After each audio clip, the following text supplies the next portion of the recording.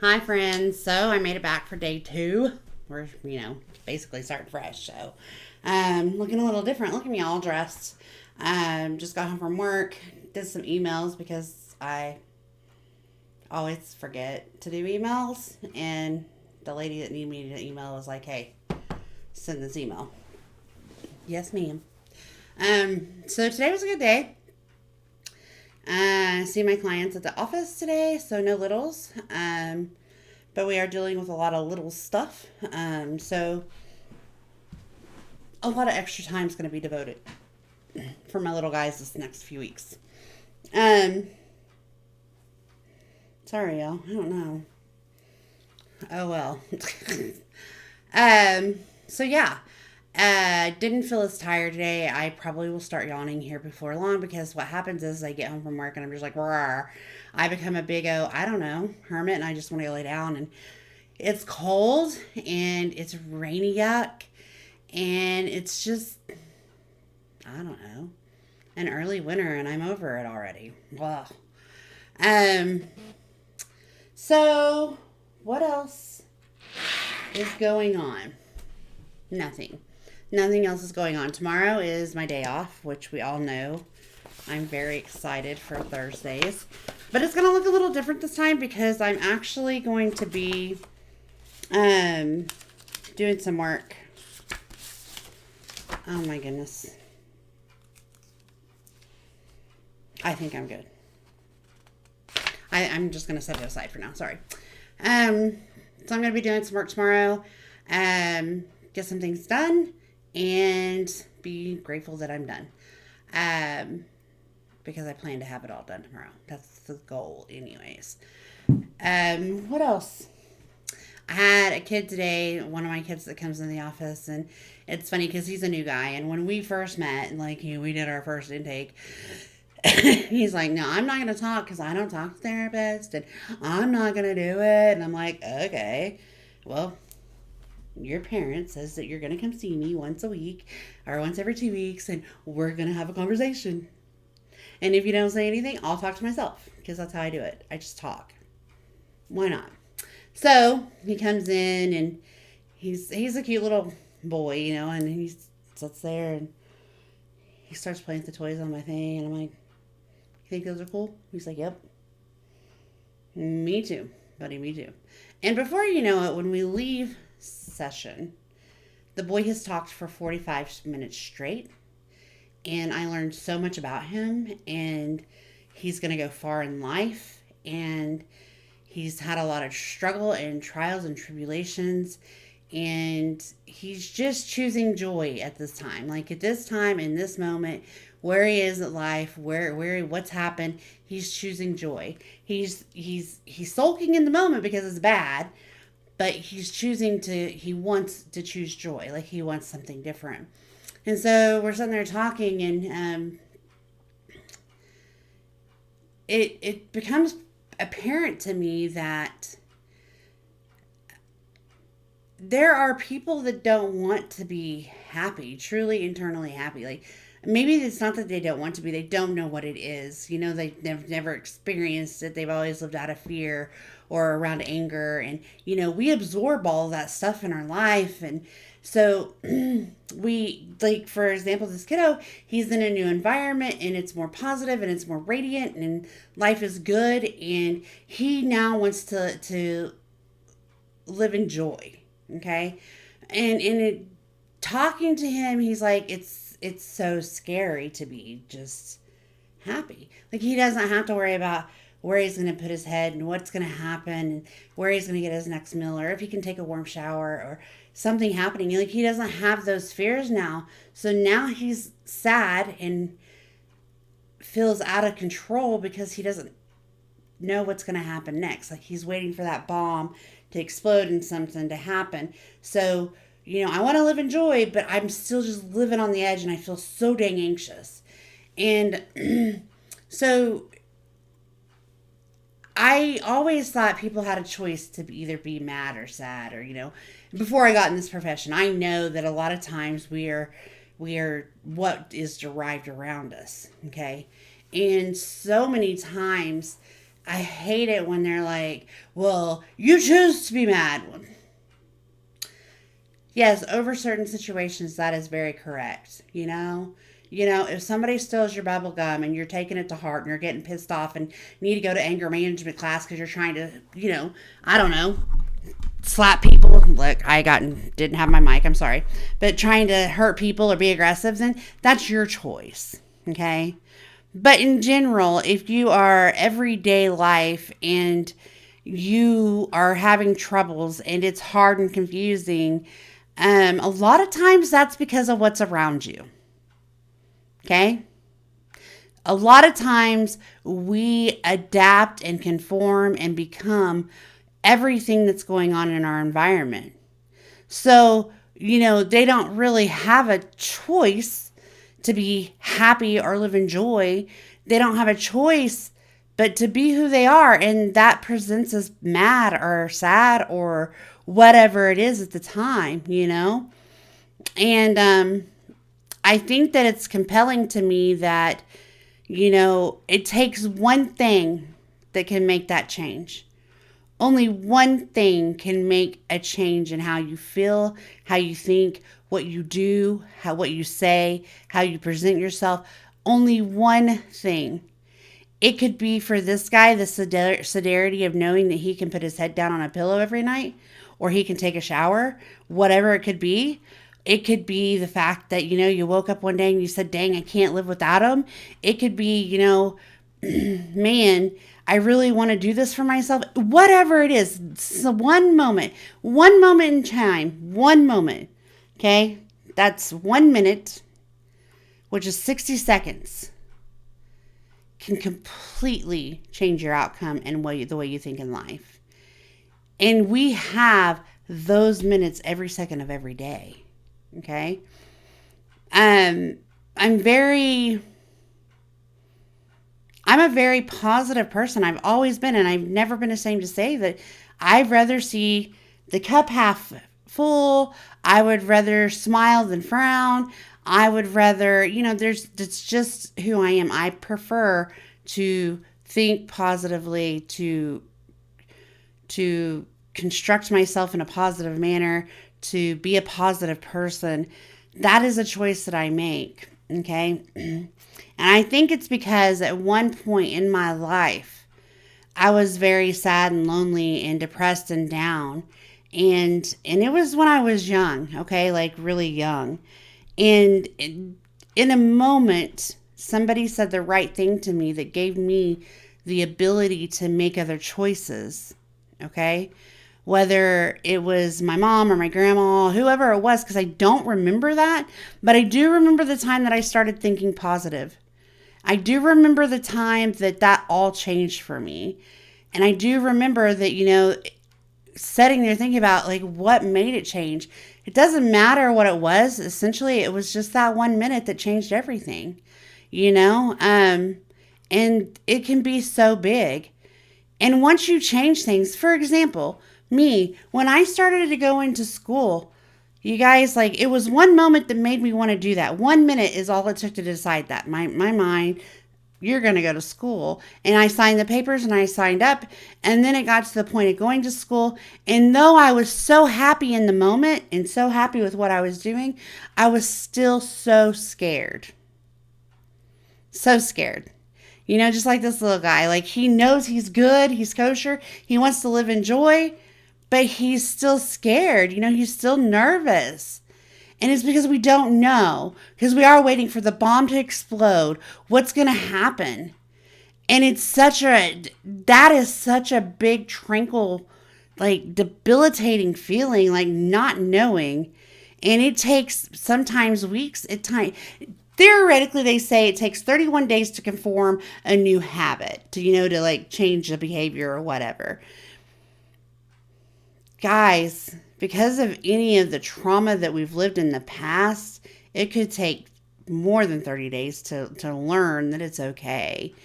to become the habit of talking or thinking positive, it can take more than 31 days. And guess what? We might even fall off that bandwagon occasionally, and we have this weak moment and we think, oh God, it's just going to happen. And then we have to find ways to bring ourselves back up, to be positive, to think well, to live in the moment, to live in joy. Like, just because we choose to live in joy doesn't mean that everything's going to be peachy. Just because he's identified that's what he wants doesn't mean it's going to be hard. Just because I decided of what I wanted to do doesn't mean it was going to be easy. It's just one of those things. Like, you have to make a constant decision every day to wake up and feel focused and want to do and believe that things are going to be okay. For me, it's a really big one. I struggle the worst. Okay? By natural instinct, I am, swear to God, every time William calls me, he's going to tell me he's cheated on me. Every fucking time. Oh, sorry. Freaking time. I feel like he's just going to call and tell me that. Is it from his past? Probably not. Probably not. It's probably from the shit that I've buried before and that I've been through and the trauma that it was. And so, I don't want to do that forever. It's been more than the 31 days to choose a new habit of thinking for it. But it happens. Some days that little devil just sits on my shoulder and makes me think all the bad things without reason. Like, there's no purpose for that besides the past trauma. Okay? It doesn't mean that I don't want to be positive. It doesn't mean that I'm not positive. It doesn't mean that I don't, think in a positive light. It means that I'm human and I have a past. And every now and then, that shit will creep up on you. And so I'm talking to this kid today and I'm like, I am so glad you choose to live in joy. Like, I'm so glad that you have that outlook. And then I asked him, what do you expect now that you have that new envisionment? Because that's what matters. Because if he would have told me that life was going to be peachy and that he was going to be just fine, I was going to have to set him straight, because that's not how it is. Just because we choose happiness, just because we choose to live in joy, or because we choose to be positive, doesn't mean that we don't have things hit us all the time in the face, like, because they still do. Okay? But it's because we get the tools to know how to work through those times. It's because we get the ability to learn that it's okay to express our feelings. And it's because we learn that it's safe, or we learn that we want to be able to, do something different. We have to learn and make a conscious decision to make changes. Okay? So I tell you, go back to the fact that this boy told me 2 weeks ago when I saw him, I am not going to talk to you, and you're not going to make me, and therapists are crazy, and I hate counselors. Well, let me tell you something. We made a ditty. He's like, I'm going to be honest. There was this one time I had a counselor that I loved, and he gave me depression pills. I'm like, oh, well, I don't give no depression pills. Like, I can't do no depression pills, And he's like, no. Every time I walked into that counselor's office, he gave me a Stride Spearmint Mint and said, here's your depression pill. For as long as it's in your mouth, I don't want to talk about depression. I want to talk about positive. I am going to get me some little mints, and I am going to have a depression pill. I am RXing the shit out of that, because, when everybody walks into my office in the beginning, I'm going to give them that depression pill, and we're going to have a great time, and we're going to enjoy, and we're going to, grow, and we're going to laugh, and we're going to cry, and we're going to work through everything that it can be. But what got me is he said, you're cool enough to earn the depression box. Like, I'm here for it with you. Meaning that he was okay breaking down that wall. and given me a piece of him. And guys, I can't do right for a lot of people. I can't say the right things.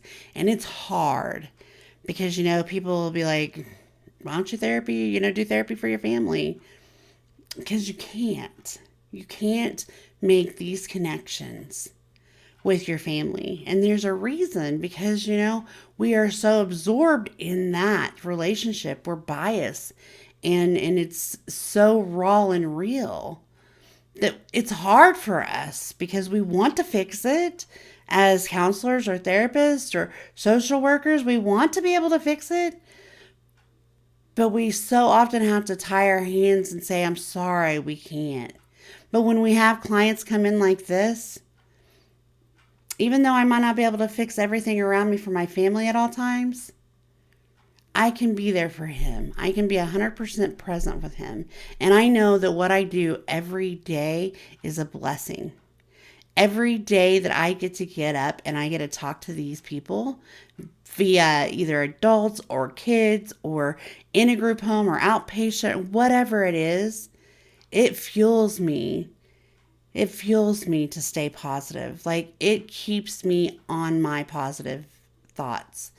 No matter how hard that little man's life has been or whatever, he's trusting me. When he said, I deserve that depression box, that meant that he wanted to break down that wall with me. And that was his way of saying it, And so that was the first time he commented it. And then we get ready to walk out and he's like, I'll be ready to see you in 2 weeks. I'll have a lot to talk about. And that's there. I mean, it's a lot. It's a lot. People trust in me a lot. People, depend on me a lot. And it's not just my family or my friends. I mean, hell, they don't depend on me much for anything, to be honest, because I'm just kind of a basket case running around helping little peoples. No, kidding. But, they know, like, my people know that I won't ever try to therapy them. But I love the fact that I can get out of my house and I can go to work and I can do this with kids, or people. I have adults too. I love them too, just as much, maybe. I don't know. Yeah, I do. But it gives me hope. I want to live in joy. And I just take those words that he said, and it resonated me today. And I don't know if any of this makes sense, but the point is that it takes 1 second for you to realize something. And then you have to remember that every day. You got to do it. So, be that person. Be awesome. Be cool. Be kind. Also, if you feel that you cannot reach out and go to therapy because you don't want to talk about your issues, I want to tell you that I have had clients that talk about everything with me, and I have had clients that I don't talk to for months. Well, not really, a couple weeks, where we just play games or a card game or we just chit chat, whatever it is. I definitely do not have the same capacity with every client when it comes to what is needed, or how I am with them. It is a case by case difference or, situation. And like with him, I really did not expect much at all. Did not. And